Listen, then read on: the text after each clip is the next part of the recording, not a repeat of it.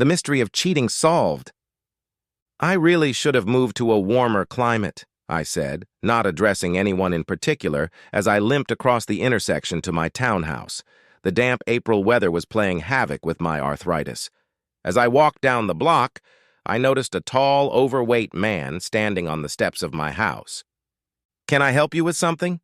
He flinched at the sound and looked around. "Yes, I'm looking for Robert McNeil. My name is—" "Arthur Gordon," I said, finishing his sentence. "I'm Robert McNeil. What can I do for you on this sunny morning?" Arthur's eyes assessed my short stature. He frowned. "I've come to talk to you about my wife." I endured his stare. "Then please step back so I can unlock the door. We can discuss it inside." Arthur stepped aside and then followed me inside. "Would you like a cup of coffee?" I made it before I went to get the morning paper. "If so, I suggest we sit in the breakfast nook at the back of the house. The sun is pleasantly warm here at this time of day." He nodded and retreated to the back of the hall. I brought coffee and sat down across from him. "What do you want to discuss?" I asked, stirring the cream and sugar into the coffee. His frown returned as he handed me the opened envelope. The unsent letter was addressed to me with a stamp on the front. I took out the card and grinned. Amy had a nasty sense of humor. It was an anniversary card. Inside it read, "Happy 25th birthday, my darling. Love, Amy."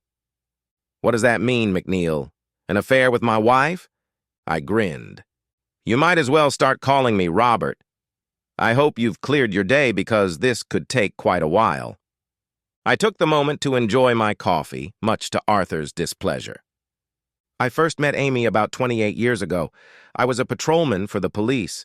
There had been several attacks on women in the woods between the campus and the sorority houses. I was assigned to walk around the neighborhood in my college clothes. One night I heard a scream and ran in the direction of the sound. I found two guys holding down a writhing woman while a third pulled down her jeans. She pulled her arm free and started fighting back until one of them knocked her out. The third man by then had undressed her below the waist, and his pants were down to his knees. He was about to use her when I threw my leg up in a run and hit him between the legs.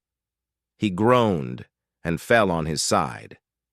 His accomplices were too busy trying to rip her top off to notice this. I punched the second man in the side of the head with my fist. As he fell, I kicked him under the ribs. I didn't notice that the last man had cut her bra with a knife. When I turned to look at him, I saw something shiny cut my side and swung my arm to repel it. I pulled my gun from my ankle holster as the guy lunged at me, firing twice from a couple feet away.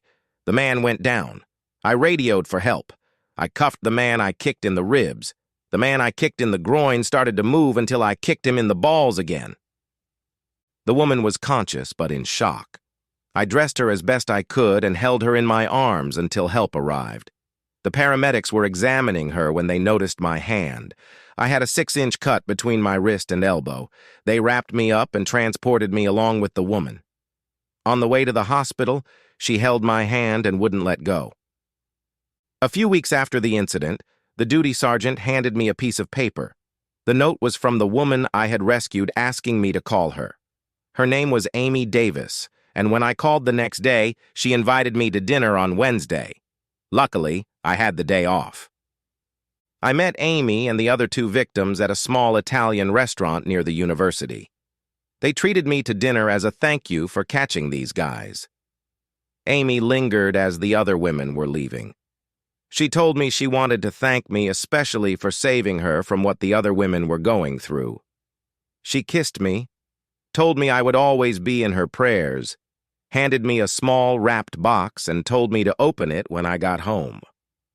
With those words, I slipped my hand under my shirt and removed a silver chain with a silver heart through it over my head. I turned it over and showed it to Arthur. It was engraved with "My Hero." "Amy never mentioned the attempted attack to me," said a stunned Arthur, "but the card says 25th. You said the assault was 28 years ago. You married Amy about a year after she graduated from high school. You worked in accounting together. She gave birth to your firstborn, Sarah, a week after your first anniversary." "How do you know that?" Arthur muttered.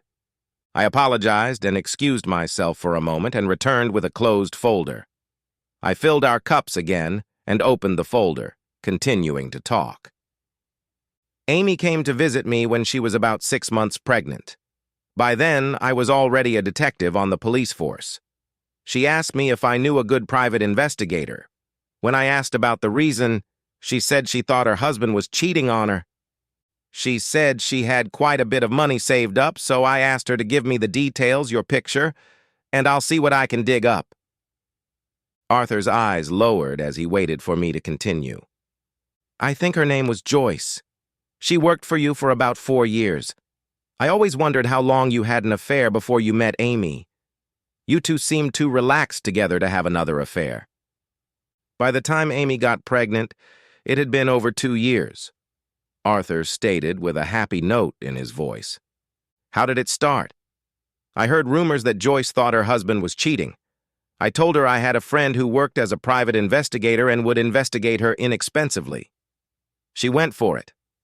My friend followed her husband to a sleazy bar where he was drinking heavily and flirting with local girls. My friend paid $200 to one of them to get the guy drunk at a nearby motel. He offered another $200 for pictures of them making love to the guy. I showed Joyce the pictures. Since her husband was making a lot of money, I convinced her to get a lover for revenge. My plan worked for me. We were lovers for a long time until she suddenly quit. I pulled a set of 6 pictures out of a folder and put them in front of Arthur. I showed these to Joyce. I told her they would be sent to her husband and parents if she didn't quit the company within 2 weeks. I told her never to contact you again. Arthur rubbed his forehead. Human Resources said Joyce had to quit because of a family emergency. I always thought her husband might have suspected why she was working late. Amy was pregnant, and I was wary of disturbing her. I told Amy that you were having drinks after work with a mixed group of co-workers, and it didn't get any further than playful flirting." His questioning expression changed to a smirk. I'll wipe it off his face before I'm done. "Everything was quiet until you were promoted to sales manager a month before Sarah was born," I continued, putting away the first stack of photos and laying out new ones for Arthur to look at. "And you started having an affair with your secretary, Dolores, or Dee, as you call her.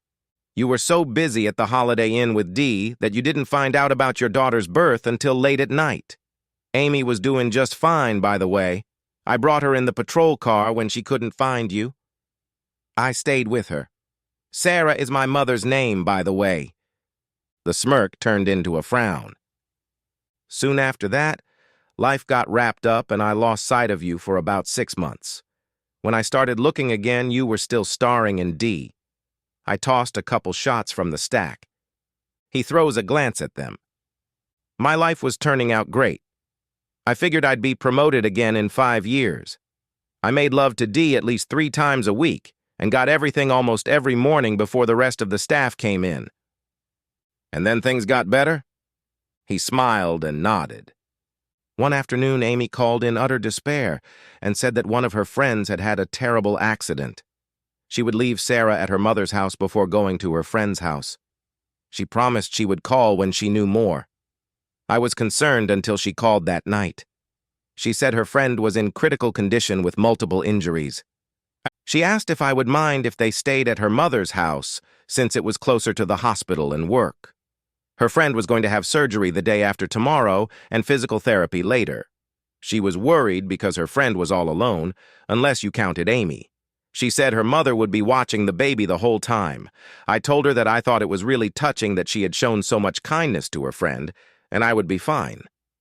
Amy came home and picked out clothes for herself and the baby. She thanked me and promised to come home immediately if I needed her.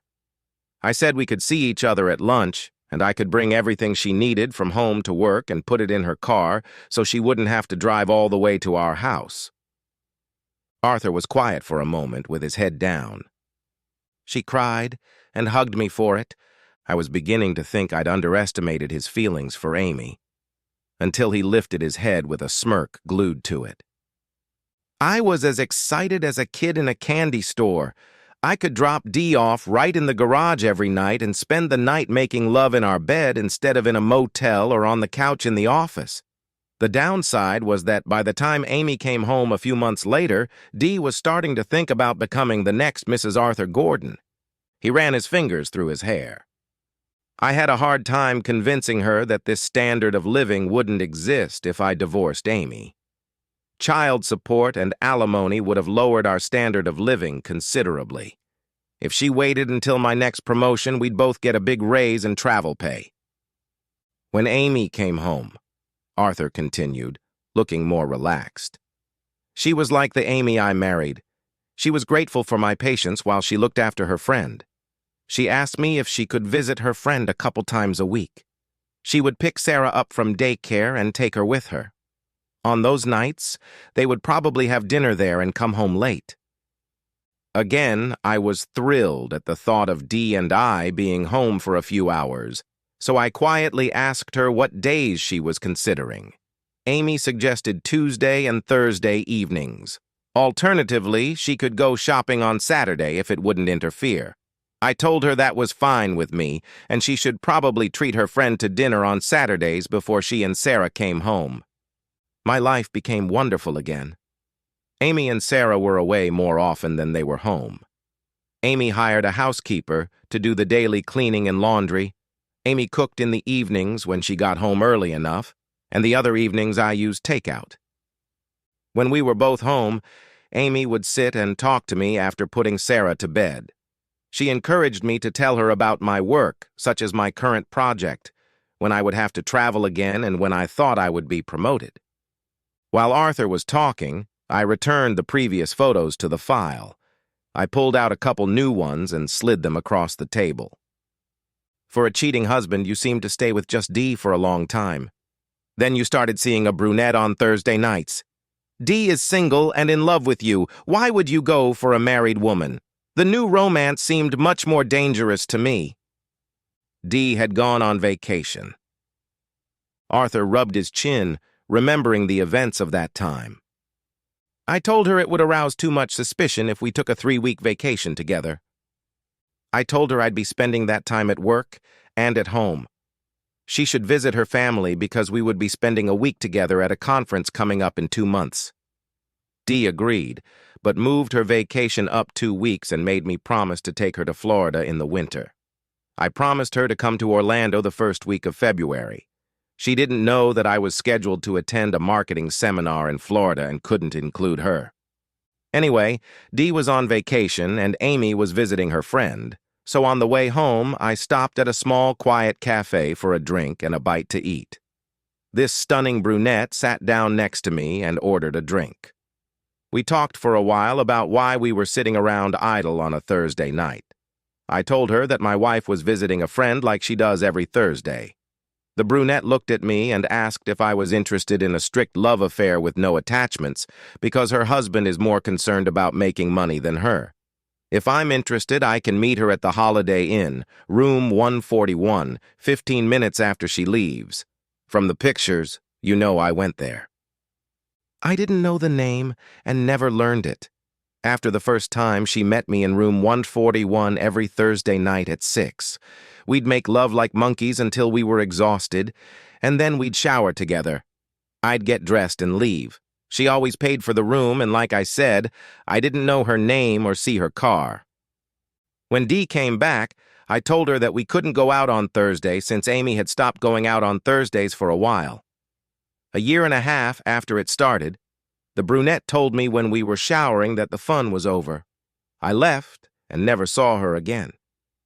She was a real estate developer's wife, I remarked carelessly. You and Dee must have had a good time in Orlando, I said, putting the pictures away. Arthur seemed a little dismayed when I didn't provide any pictures of his Florida date.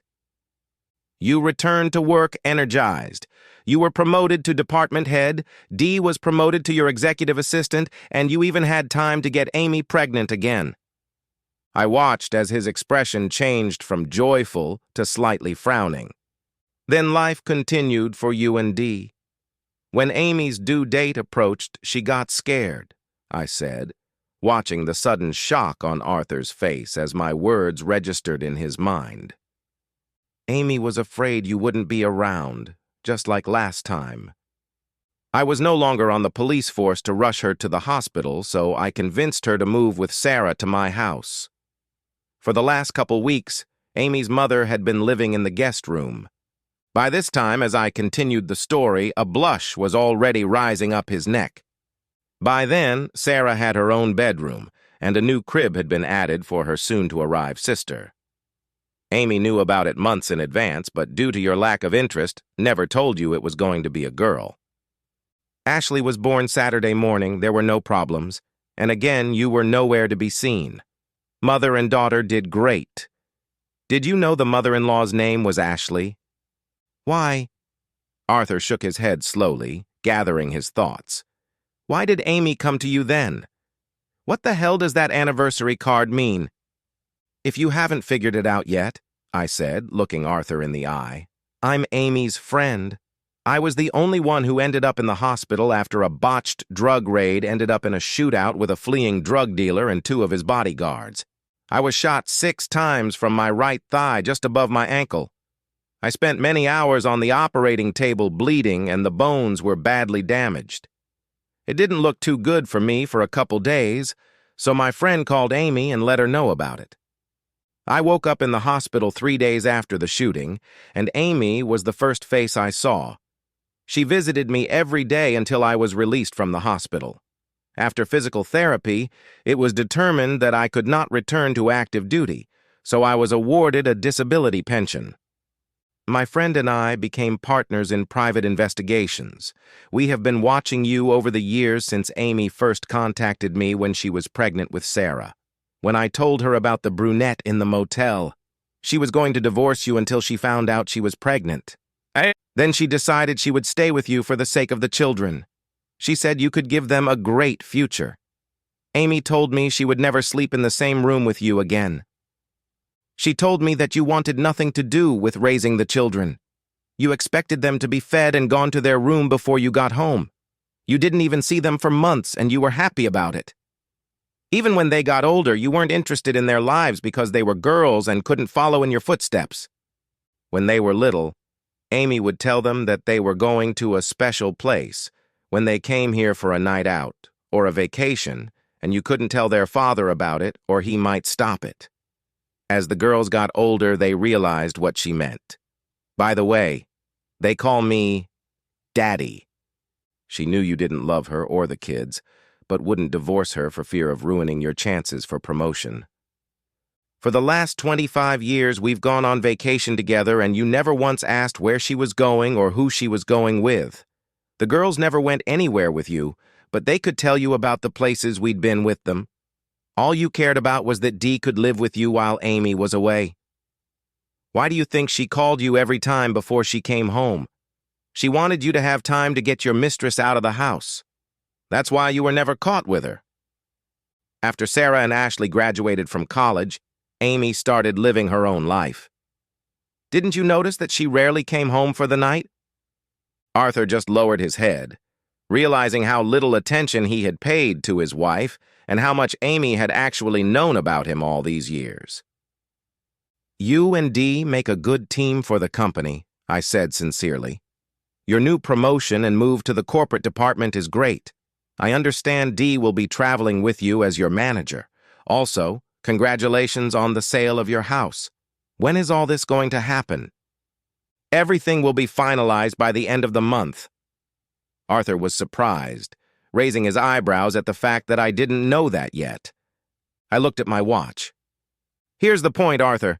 In about 5 minutes, 3 people are coming in. You'll be served with divorce papers. The other 2 are Amy's attorney and a notary public. Amy's asking for a no-fault divorce. She wants to split the assets in half. She signed this morning. You have to sign now, the notary will notarize it, and the lawyer will file it with the court. If anyone asks about your wife, tell them she filed for a no-fault divorce because she wants to stay with her daughters and sick mother. After about a year, marry Dee and live a happy life. I would not advise cheating on Dee. She won't be as kind as Amy. The doorbell rang. The significance of the photo file was now clear, and I didn't expect any trouble from Arthur. I opened the door and escorted the guests to where Arthur was sitting. The processing server did his job in seconds and left. The attorney explained the divorce papers to Arthur and pointed out where to sign them. The notary notarized the signature. They left. Their work was done. I turned to Arthur and smiled. "You're on your way to realizing your dream," I told him sincerely. "I suggest you call Dee and tell her she's close to becoming your wife. I think you two will succeed very well in the corporate world." Arthur stopped on his way out and looked at me for a minute. "What would you have done if I hadn't come looking for you today?" "I would have called your office and invited you in. With what I would have mentioned, you would have come." Arthur just nodded and walked away. I picked up the phone and called. "Good afternoon. This is Amy Gordon speaking." He signed off. "Did you tell him about you being Ashley's father?" "No, he was pretty glum when I told him about our vacations together, plus the fact that you and the girls practically live here." "I made reservations at Gino's. We're going on our first date again." She murmured.